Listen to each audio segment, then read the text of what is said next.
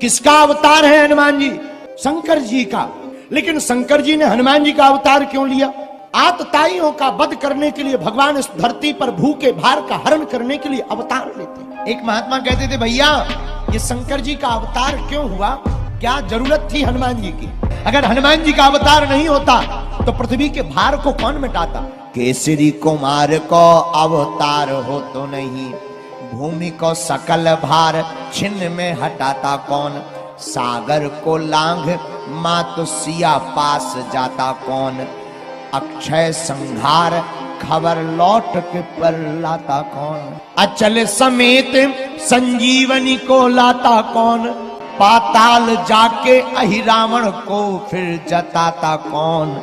लल्लन उपासकों के दुख से छुड़ाता कौन? राम के सुयस की पताका फहराता कौन? अगर हनुमान जी ना होते कौन राम जी की महिमा को जान पाता? भगवान की महिमा तो भक्त से है। धन्य है शंकर जी, आप 11 रुद्र अवतार बनकर प्रकट भये। एक बार नंदी कैलाश पर्वत पर विराजमान थे, भगवान शंकर ध्यान में। उसी समय रावण अपने विमान से उड़ता हुआ चला जा रहा था और नंदी को देख करके, नंदी की साधना को देखकर, शंकर जी को देखकर हंस पड़ा खिलखिलाकर। और 10 मुखों से जब हंसने लगा तो नंदी जी को लगा, हरि हर निंदा सुनई जो काना, हो ही पाप गौ घात समाना। शास्त्र कहते हैं माता पिता गुरुजी और भगवान, इनकी न कभी निंदा करनी चाहिए, न कभी निंदा सुननी चाहिए। जो माता पिता गुरु और भगवान शंकर भगवान विष्णु की निंदा को करता है या सुनता है, उसे गो हत्या बराबर पाप लगता है। नंदी जी को क्रोध आ गया, रावण हमारे प्रभु को देख करके तुम हंस रहे हो, जाओ हम तुम्हें श्राप देते हैं, तुम्हारी मृत्यु का कारण भी कोई बंदर ही बनेगा, ये श्राप है तुमको। जब नंदी जी ने श्राप दे दिया, रावण को फिर भी कोई आश्चर्य नहीं लगा। रावण ने भगवान शंकर की उपासना की और अपने एक एक सिर को एक एक बार काट करके चढ़ा डाला। शंकर जी हैं 11 रुद्र, तो 10 रुद्र तो प्रसन्न हो गए, परंतु एक रुद्र प्रसन्न नहीं हुआ। माता पार्वती जी से भोले बाबा बोले, देवी राम जी का अवतार होने वाला है, अब हम भी जाएंगे।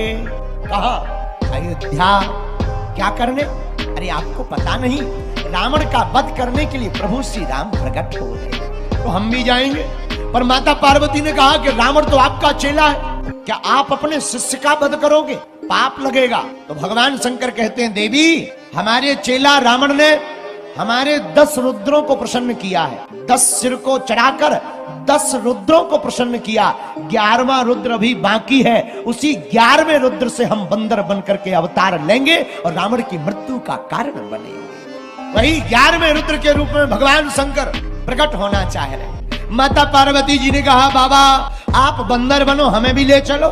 शंकर जी बोले, तुम क्या करोगे? बोले आप बंदर बनो, हम बंदरिया बन जाएंगे। शंकर जी बोले, ना ना ना नो नो नो, आप नहीं जा सकते। क्यों? हम ब्रह्मचारी रहेंगे, बिना पत्नी के रहेंगे। माता पार्वती की आंखों से आंसू बहने लगे। क्या बात है देवी, तुम रो क्यों रही? महाराज आज तक आप जहां जहां भी गए अकेले ही गए, हमें साथ नहीं ले गए। क्या हम इतने अभागी हैं? क्या प्रभु की लीलाओं का दर्शन हम नहीं कर सकते हैं? भोले बाबा ने कहा, कर तो सकते हैं, लेकिन इस बार नहीं, अगली बार। माता पार्वती जी रूठ गईं, महाराज हम तो साथ में चलेंगे। भोले बाबा बोले, गौरा अपना संभालो परिवार, अपने तो बंदरा बने। तो पार्वती जी रूठ गई, आंखों से झरझर आंसू करके बहाने लगी, महाराज चाहे जो हो जाए, आप बंदरिया बनाओ ना बनाओ, हम तो साथ में जाएंगे। शंकर जी चिंता में, शंकर जी सोचने लगे क्या किया जाए। धन्य है भोले बाबा, भोले बाबा जैसी बुद्धि किसकी हो सकती है। शंकर जी बने बंदर, और जब पार्वती जी नहीं मानी तो भोले बाबा बोले, सुनो हम बनते हैं बंदर, तुम बन जाओ पूंछ। और देखना इसका उत्तर भी रामायण में आया है कि पार्वती जी पूंछ हैं। बोले कैसे? जब लंका को हनुमान जी ने जला दिया, राम जी बोले क्यों? लंका तुमने जलाई? हनुमान जी बोले हमने नहीं जलाई, पीछे वालों ने, हमारा कोई मामला नहीं है, FIR हमारे नाम से दर्ज ना की जाए। बोले फिर किसने जलाए? बोले पीछे। राम जी बोले पीछे तो तुम्हारी पूंछ है। हनुमान जी हाथ जोड़ के बोले पूंछ हमारी जरूर है, पर पूंछ तुमसे ही हमारी है। राम जी बोले मतलब? हनुमान जी हाथ जोड़कर बोले सरकार, आगे ही राघव मेरे है, पीछे है पूंछ, रहस्य है भारी, बंदर को भला पूछता कौन है, प्रभु श्री राम से ही तो है पूंछ हमारी। दूसरा उत्तर सुनिए कि पार्वती जी पूंछ कैसे बनी। त्रेता युग में भगवान शंकर अगस्त मुनि के पास में गए, साथ में कौन? तब पार्वती जी साथ में नहीं थी, साथ में माता सती है। माता सती के साथ भगवान शंकर अगस्त ऋषि के पास गए। अगस्त मुनि ने प्रणाम किया, पूजन किया, अर्चन किया, वंदन किया। भोले बाबा ने पूछा महाराज कैसे हो? ठीक है। अगस्त मुनि ने पूछा किस लिए आए? महाराज कथा सुननी। अब माता सती साथ में, सती जी का दिमाग खराब। बोले क्यों? बोले बताओ ये कैसे वक्ता है जो श्रोता की पूजा कर रहा, और श्रोता की पूजा करने वाला वक्ता क्या कथा सुनाएगा? भगवान पर संदेह नहीं करना चाहिए। जो भगवान की परीक्षा लेता है उसकी नाक कान कट जाती है, और जो भगवान की प्रतीक्षा करता है भगवान उसके घर आते हैं। भगवान की परीक्षा लेने कौन गई? भगवान की परीक्षा लेने के लिए सूर्पनखा गई थी कि भगवान हैंगे नहीं। हुआ क्या? नाक कान झक। बोलो जय सिया राम। और प्रतीक्षा किसने की? सबरी माता ने परीक्षा नहीं ली, भगवान की प्रतीक्षा की। तो भगवान दौड़े दौड़े वन में माता सबरी की झोपड़ी में गए। संत पर संदेह करना माता सती को भारी पड़ गया। भगवान की कथा पर संदेह करना भारी पड़ गया। कथा तो सुनी नहीं, उल्टा दिमाग में कीड़ा भर गया संदेह का। और जब भगवान शंकर और माता सती कैलाश पर्वत को आने लगे तो रास्ते में प्रभु श्री राम जी मिले। राम जी को भोले बाबा ने प्रणाम किया तो माता सती ने कहा ये कौन है? भोले बाबा बोले देवी आपने कथा ध्यान से सुनी होती तो पता लगता, ये वही है जिनकी राम कथा सुनकर आए।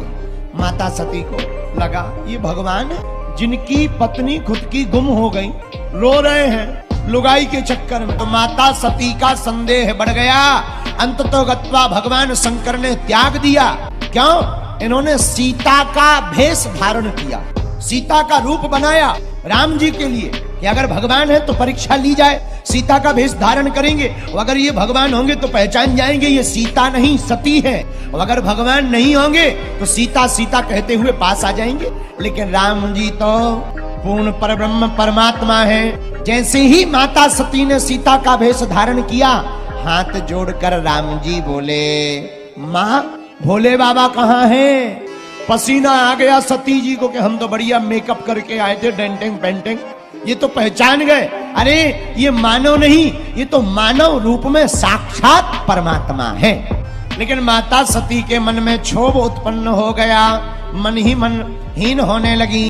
भगवान शंकर ने भी माता सती को त्याग दिया क्योंकि माँ सीता का रूप धारण किया। और राजा दक्ष के यहाँ पर अपने प्राणों को जब त्यागा और दूसरा जन्म पार्वती के रूप में माता सती प्रकट हुई, तो माता सती को याद था कि हमने सीता माता का अपराध किया, क्योंकि सती ही पार्वती बनकर प्रकट हुई। तो भोले बाबा से बोली महाराज हमें माता सीता से क्षमा मांगनी है, क्योंकि हम सती ही पार्वती है, हमें क्षमा मांगने जाना है।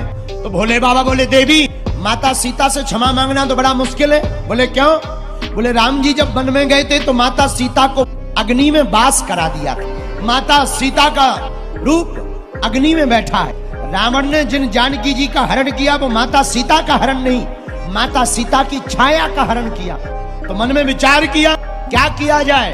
अग्नि में सीता जी बैठी हैं और क्षमा मांगनी है। पार्वती जी ने सोचा तो भोले बाबा से बोले महादेव आप बनो बंदर, हम बनते हैं आपकी पूंछ। तो भोले बाबा बोले उससे क्या होगा?